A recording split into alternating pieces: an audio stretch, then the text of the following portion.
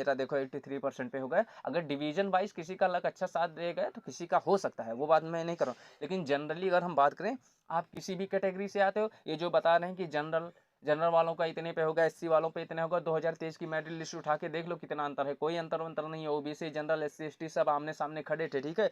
मैं बता दे रहा हूँ क्यों, क्योंकि जब आप कोई एक पोस्ट ऑफिस है, जैसे जिस डिवीजन में जिस पोस्ट ऑफिस में एक पोस्ट है, एबीपीएम की एक पोस्ट है मान लो, ठीक है। अब एबीपीएम की एक पोस्ट है, अब उसमें जितने जनरल डाले होंगे या जितने, उसमें कैटेगरी वाइज अलग कर दिया गया है कि ये एससी का है या एसटी का है। आप इस चीज को नहीं समझ रहे हो। जब आप जीडीएस में कंपैरिजन कर रहे हो कि एससी का इतने नीचे से हो जाएगा, उसमें कैटेगरी बांट दी गई है। जो एससी की मेरिट बन रही है वो एससी के अकॉर्डिंग बन रही है, ना कि जनरल के अकॉर्डिंग। आज जनरल वालों को कंपटीशन जनरल वालों से है, एससी वालों से नहीं है।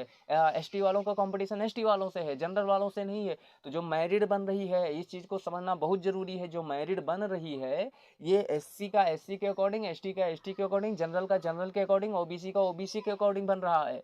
ये इंपॉर्टेंट है, डिवीजन वाइज मेरिट बन रही है। तो इसलिए इसमें ये इंपॉर्टेंट नहीं है कि आप अगर एससी में हो तो जनरल वाले को कम मतलब पीछे कर दोगे, कोई मतलब नहीं है। जो पोस्ट है, पोस्ट प्रेफरेंस में आप चेक करोगे, जाके देखोगे। अगर नहीं है तो मैं अगली वीडियो बना दूंगा, आप कमेंट करोगे कि कैसे देखते हैं। पोस्ट वाइज उसमें साफ साफ लिख रखा है कि ये एसटी की पोस्ट है, ये एससी की पोस्ट है, यहाँ एक पोस्ट जनरल की है, यहाँ एक पोस्ट ओबीसी की है। तभी जब आपने फॉर्म अप्लाई किया होगा तो आपने ध्यान दिया होगा कि उसने साफ साफ दे रखा है कि इस डिवीजन में इतनी पोस्ट जनरल की है, इतनी पोस्ट ओबीसी की है, इतनी पोस्ट एससी की है और इतनी पोस्ट एसटी की है। तो इम्पोर्टेंट ये है, इसमें ये मत भ्रमित हो कि ठीक है मेरा 80% है और मैं किसी जनरल का होगा 80 ही जनरल का होगा, 80 एससी का होगा तो एससी का हो जाएगा। कोई मतलब नहीं है। जनरल की पोस्ट होगी तो जनरल का एसटी वाला हो जाएगा। नमस्कार, जय हिंद, कैसे हो दोस्तों। दोस्तों जीडीएस का भी कोई रिजल्ट आउट नहीं हुआ है। ये सब फेक वीडियोस आ रही हैं, ठीक है। अभी कोई मेरिट लिस्ट नहीं आई है, ठीक है। और मुझे कमेंट्स आ रहे थे कि सर आप मेरा रोल नंबर, कुछ लोग रोल नंबर भेज रहे हैं, इनरोलमेंट नंबर भेज रहे हैं कि सर मेरा रिजल्ट बता दीजिए, मेरा इतने परसेंट से सिलेक्शन होगा। तो मैंने सोचा एक छोटा सा वीडियो ही बना देता हूँ। अभी कोई रिजल्ट आउट नहीं हुआ है, ठीक है। जो इधर वीडियो आप देख रहे हो कि ऐसे चेक करें रिजल्ट, ऐसे चेक करें रिजल्ट आ गए, ये सब सब फेक बातें हैं। कोई रिजल्ट नहीं आउट हुआ है। हाँ, जिन लोगों का ये क्वेश्चन था कि सर मेरा इतने परसेंटेज पे हो जाएगा, क्योंकि बहुत लोग भ्रमित कर रहे हैं कि आपका 60% है और आपका सिलेक्शन हो जाएगा भाई, ठीक है। तो मैं आपको सच्चाई बता दे रहा हूँ। देखो कुछ स्टेट ऐसे हैं जहाँ आपकी मेरिट लिस्ट कम जा सकती है, सीधी सी बात है, ठीक है। लेकिन आप सोचो कि आपका 60% है, आपका सिलेक्शन हो जाएगा, तो ऐसा नहीं है पॉसिबल। सीधी सी बात है। अब आप उसके लिए आप वीडियो देखो, लाइक करो डिसलाइक करो, उससे हमें नहीं फर्क पड़ता है। लेकिन सच्चाई जो है कि 60% पे सिलेक्शन नहीं हो रहा है जीडीएस में, ठीक है। इसमें सीधी सी बात है। कुछ लोग, और एक चीज़ और है, कुछ भाई लोग गलत कमेंट कर देते हैं, गाली देते हैं कमेंट में। देखो भाई, वीडियो बनाना ये पर्पस नहीं है। आप उधर से कमेंट करते हो कि जब 90% आ गया है तो फिर जीडीएस के चक्कर में क्यों पड़े हो। आप सबकी पर्सनल लाइफ से इन्वॉल्व मत हो, ठीक है। कि कोई 90% है किसी का, वो जीडीएस के चक्कर में क्यों पड़ा है। और ज़्यादा ज्ञान देने की ज़रूरत नहीं होती है कि अगर 70% है 90% है तो फिर आप आईआईटी की तैयारी करो, ये करो। हर इंसान की अपनी अपनी प्रॉब्लम है, वो कर रहा है नहीं कर रहा है उसकी लाइफ है, ठीक है।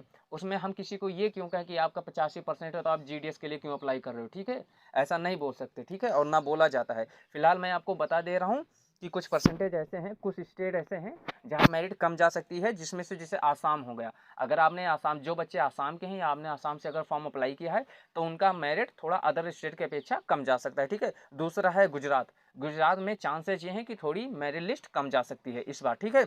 और तीसरा है नॉर्थन ईस्ट से जितने लोगों ने डाला होगा उनका भी परसेंटेज थोड़ा कम जा सकता है, लेकिन थोड़ा, ठीक है। मैं वो भी अभी बताऊंगा कि कितने तक जा सकता है। अगर आपने उड़ीसा से डाला है, उड़ीसा से जितने बच्चों ने डाला है तो उनका भी अदर स्टेट के अकॉर्डिंग कुछ कम जाएगा परसेंटेज, ठीक है। अच्छा, अब ये बात कर लेते हैं कि ये ऐसे 4-5 स्टेट हैं, यहाँ से अगर आपने डाला होगा तो कम क्यों जाएगा, ठीक है, कितना जा सकता है, ठीक है।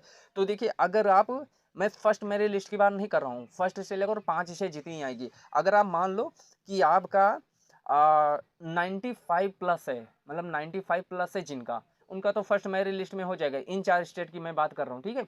लेकिन 95 से अगर नीचे है तो आपको वेट करना पड़ेगा आखिरी लिस्ट तक। अब कितना वेट करना पड़ेगा, मतलब कितने परसेंटेज तक है तो वेट कर सकते हैं। देखिए, अगर आपका 76 76 77 है, ठीक है, 76 प्लस है, 75 76 है, तो आप जीडीएस की लास्ट लिस्ट तक वेट जरूर करना, चेक करते रहना, क्योंकि चांसेज है आपके हो जाएं। लेकिन मैं सिर्फ इस 4 स्टेट की बात कर रहा हूँ, 4-5 स्टेट जो मैंने बताया, ठीक है। आसाम, गुजरात, नॉर्थन ईस्ट और ओडिशा, ठीक है। यहाँ से अगर आपका 75% भी हाई स्कूल में है तो चांसेज है कि फर्स्ट ना तो सेकंड, सेकंड ना तो थर्ड, यानी पांचवी छठी जितनी भी लिस्ट है किसी ना किसी में आपके चांस बनते हैं कि आपका हो जाए। बाकी अगर बात करो अदर आप किसी स्टेट से हैं, जैसे यूपी से है, बिहार से है, झारखंड से, दिल्ली से, राजस्थान से है, ठीक है, हरियाणा से, अगर आप यहाँ से हो तो एक चीज़ मान के चलो कि जो फर्स्ट मेरिट लिस्ट आने वाली है उसमें सिर्फ उन बच्चों का होगा जिनका 100 से और 94 के बीच में है, इनका होगा 100 से और 94 के बीच में जिनका परसेंटेज है उनका तो हो जाएगा। लेकिन अगर हम बात करें कि लास्ट मेरिट लिस्ट कितने परसेंटेज बच्चों तक का चांस है कि इनका हो सकता है, तो देखिए अगर आप इन सारे स्टेट से हैं, अदर जो 4-5 जैसे आसाम, गुजरात, नॉर्थन ईस्ट और उड़ीसा, इसको छोड़कर अगर आप अदर किसी स्टेट से हैं जैसे बिहार, झारखंड, उत्तर प्रदेश, ठीक है, राजस्थान, दिल्ली, तो आप एक चीज़ मान के चलिए कि आपका कम से कम 85 होना चाहिए, 85 होना चाहिए। अब 85 से नीचे अगर भाई किसी का हो जाए तो प्लीज़ हमें गाली मत देना कमेंट में, क्योंकि मैं पहले बता दे रहा हूँ कि इसमें डिवीज़न वाइज मेरिट बनती है, ठीक है। हो सकता है आपके डिवीज़न में जितने फॉर्म पड़े हों, इत्तेफाक से आपका करम अच्छा हो, आप जितने फॉर्म पड़े हैं उन फॉर्म में आपका परसेंटेज ज़्यादा हो, पता लगे आपका 83 ही परसेंट है, लेकिन जितने फॉर्म पड़े हैं उस डिवीज़न में पोस्ट एक ही है, ठीक है, सारे बच्चों का फॉर्म आपसे कम हो, ऐसी आपकी लक हो तो हो सकता है आपका 83% पर। तो बाद में कमेंट में भाई ये मत कहना कि आप तो ये बता रहे थे, ऐसा मेरा देखो 83% पे होगा। और अभी कोई लिस्ट उस्ट नहीं आई है, लिस्ट आएगी तो मैं बता दूंगा, ठीक है। बाकी मैं अगर आप कमेंट करोगे तो मैं अगला वीडियो बना दूंगा कि कैसे चेक करें जाके कि ये जनरल की पोस्ट है या ओबीसी की पोस्ट है यहाँ, ठीक है। तो फिर मिलते हैं अगले वीडियो में, तब तक अपना ख्याल रखिएगा। एक चीज़ और कि अब फिर ये मत कमेंट कर देना कि सर वहाँ से तो मैंने एससी का अप्लाई किया था तो हो गया था। भाई एक सीट आपके लिए एससी की है, जनरल की भी होगी उस डिवीजन में, लेकिन आपका जो मेरिट बनेगा वो एससी के अकॉर्डिंग बनेगा, ठीक है। एससी के सारे बच्चों की मेरिट लिस्ट उठाई जाएगी, ठीक है। तो अपना ख्याल रखिए, फिर मिलते हैं अगले वीडियो में। कोई अगर क्वेरीज है तो पूछ लीजिएगा, मैं उसका आंसर जरूर दूंगा। नमस्कार, जय हिंद।